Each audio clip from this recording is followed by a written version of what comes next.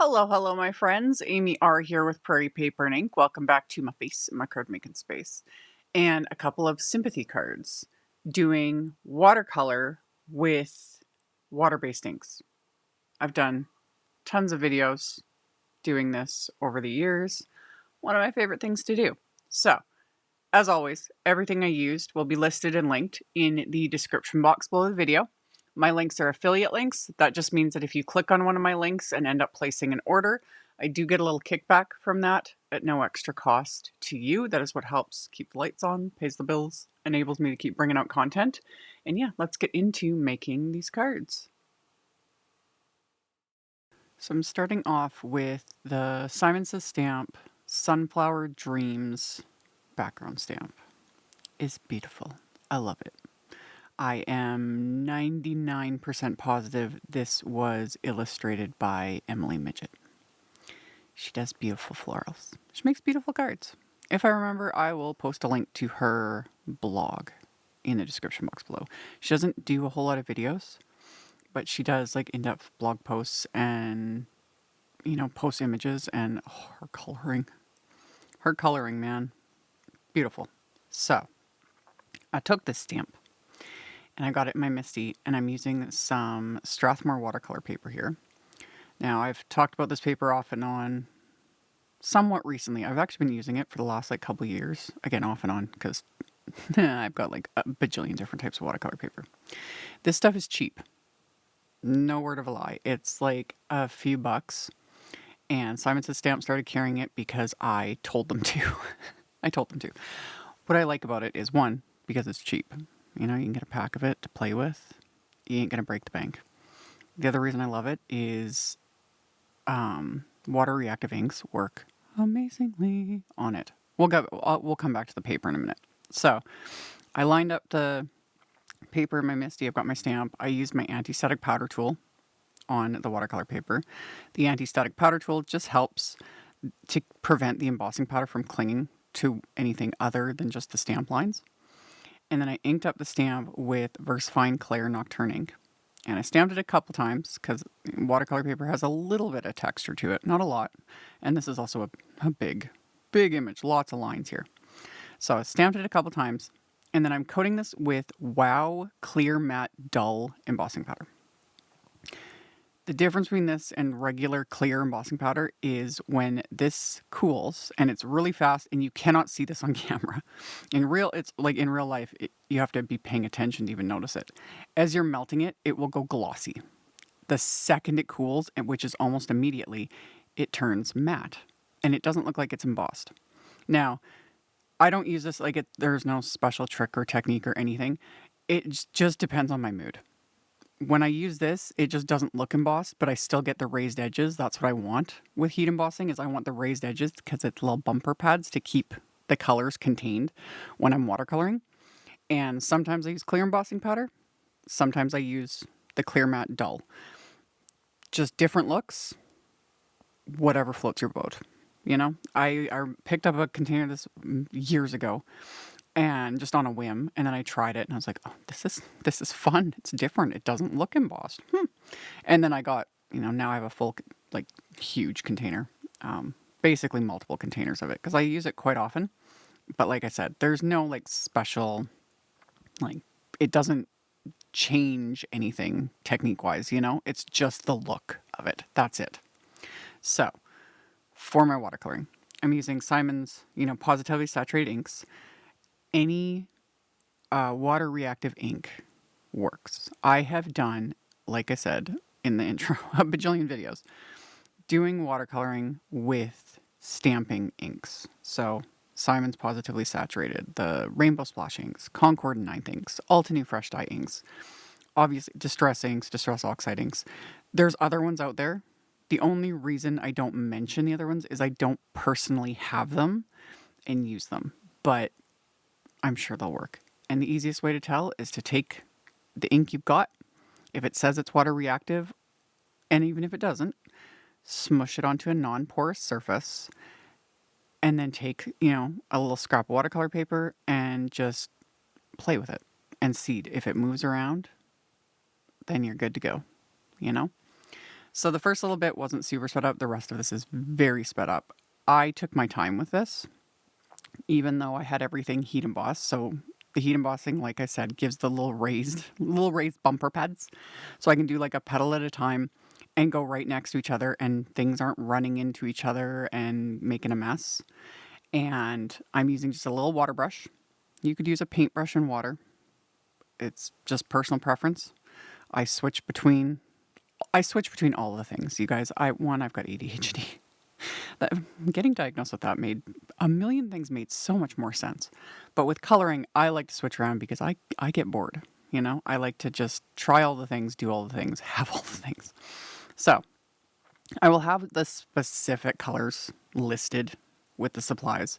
For all the petals, I used honey and clay, so yellow and orange. Just beautiful sunflowery colors. Or I guess like traditional sunflowery colors. However, sunflowers come in many colors.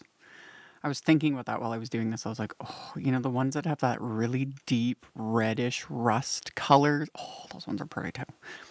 Sky's the limit. Choose whatever you want. I went with traditional colors because this time of year, you know, the yellows and the oranges and just those sorts of shades, love so much. So with all of this, I just did this entire background with this little tiny water brush. This is the Tim Holtz little detail water brush. It's been my go-to for many years. Water brushes are finicky. Even this one, they all just are. A paintbrush with water does give you the most control. I switch between both. You know, it just literally depends on my mood. The water brush is just a convenience factor. That's, you know, because and off to the side, you can't see it, but right off to the side, I have a cloth or paper towel that I wipe my brush off. I wipe it off between colors. I wipe it off when it decides to get drippy. That's where I talk about it being finicky, because water brushes just like to do that. So I did all this painting. Full disclosure, this took me about an hour to do this entire background with this little water brush. Totally worth it. Love it. And I did a second one off camera just for funsies. The berries I did with Cabernet. I did the centers with cocoa and gingerbread. The background was raindrop and mist. Like I said, I'll have links to all the things. And I did a second background because I had all that ink smushed, and why not? You know, why not? And that's when I do things like that. It's just I kind of zone out, you know, watch YouTube videos, Netflix, music, podcast, whatever. And I just paint. The second background I did a lot faster. Because I pretty much just slapped the color on and we were good to go. So then these are dry. I put them in my splat box, and I used the Simon Says Stamp like Positively Perfect White Splatter. Stirred it up really well. Splattered all over. The splatter will not remain very like stark white because it is a very liquid product, and those inks are water reactive. So as that splatter's drying, it's starting to absorb the ink off the background. I'm fine with that. I don't worry about that. The splatter was more just, you know, to create the texture. You guys know I love splatter. And then I set it aside. If I wanted the splatter to be stark white, I would have used something like gouache with a little less water, or like something like a Copic opaque white liquid, that sort of a thing. But even then, when you were splattering on top of something that has very water reactive inks, etc. on it, remind yourself that those will get absorbed in whatever medium you've decided to like splatter or add. Hopefully that makes sense. So while those backgrounds were drying, I die cut white cardstock with the Nuvelli script with Sympathy die set, which, funny enough, when this was part, I think, the Stamptember release. And I remember like looking at it in the package and I was like, yeah, I'm probably not going to use this. This is finicky. And then I pulled it out and I die cut it. And I was like, wait a minute. This is one of those ones, it looks finicky because, you know, that scripty font, but it's all attached. I like that. I like that because, like, I'll deal with finicky sentiments and those sorts of, you know, finicky die cuts here and there, but I do tend to avoid them because my brain is just like, no, too much work. But I die cut these multiple, and as you can see, I stack them together. I did speed that up in editing as well. I don't move that quickly. But I stack it with glue, and I just use my little dye pick. I scrape around the edges where the glue oozes out, and we're good to go. So when I had stacked all the sentiments, I set them aside. We'll come back to them in a minute. And then I took my card bases, which are top folding A2 white note cards, so 4¼ by 5½ inches. And my background stamp, that Sunflower Dreams background, I'd cleaned it off. It's still in my MISTI. So I lined up the insides of the cards. I put some Post-it tape right along the score line so I don't stamp past the score line. And then I inked up the stamp with Dew ink, so the lightest kind of shade in that trio with the Dew, Mist, and the Raindrop.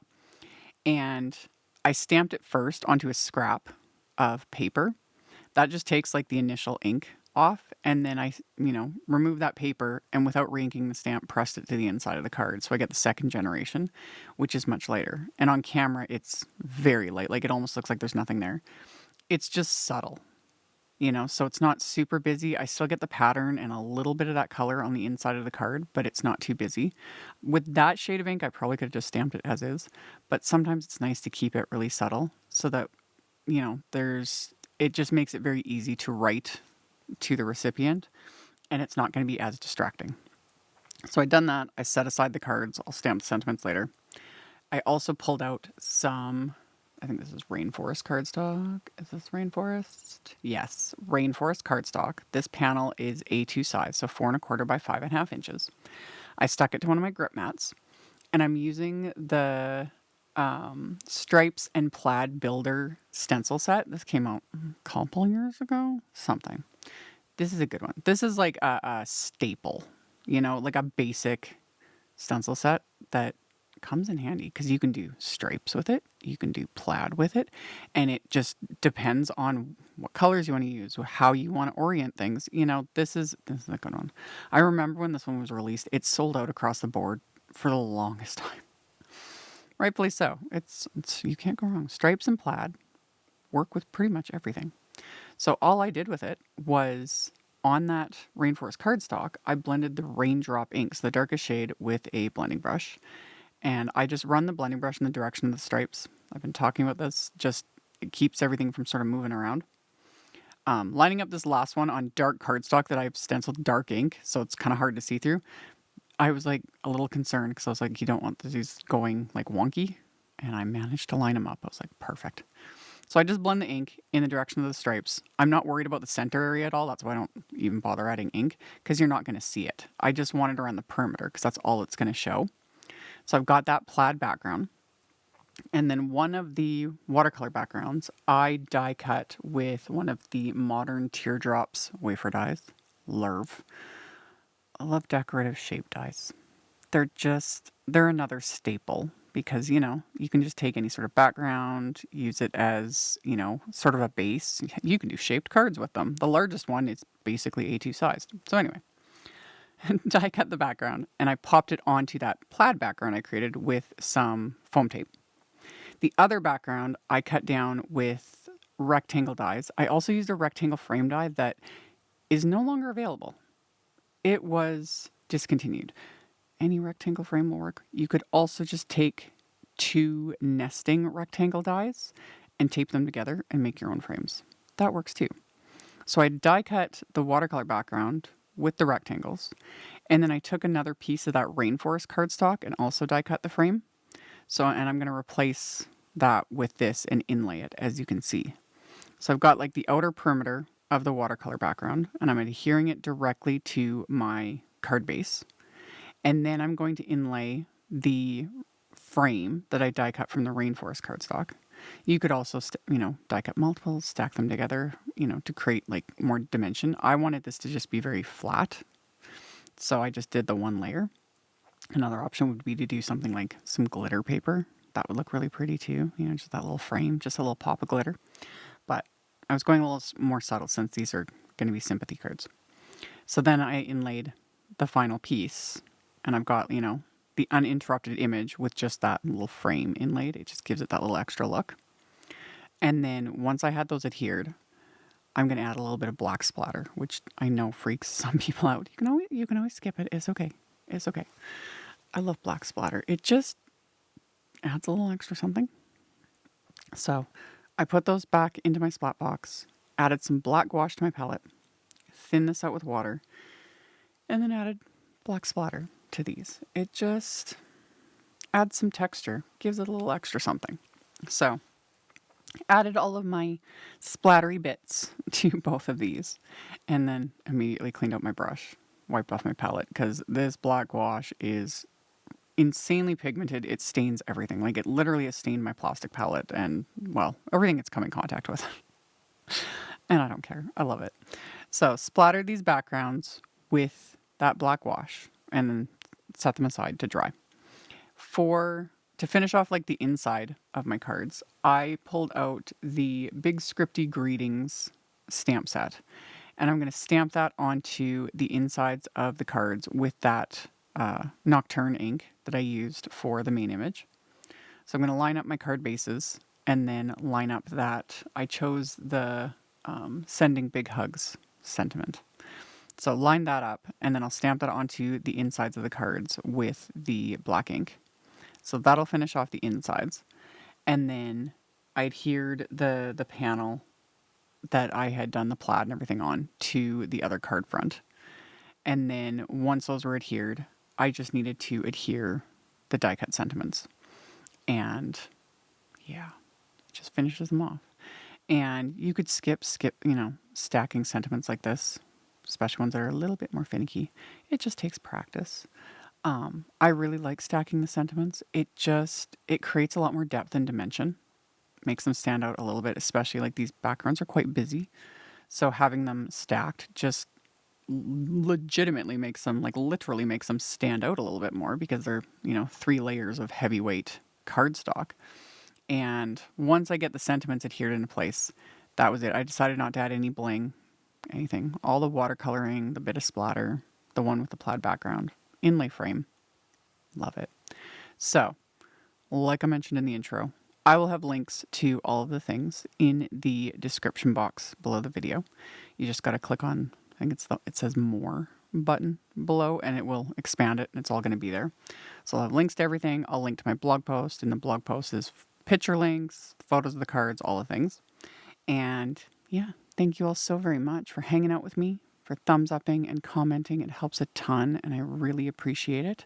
And I will see you all very soon in the next video. Bye. Thank you so much to my amazing Patreon supporters. For anyone that might be interested in joining my Patreon community and supporting me, the link to my Patreon is in the description box below the video. For everyone else, as always, thank you all so much for taking the time to watch my videos, for thumbs upping, commenting, subscribe if you haven't, I'd love to have you. And here's a couple other videos for you to check out in case you missed them. Bye!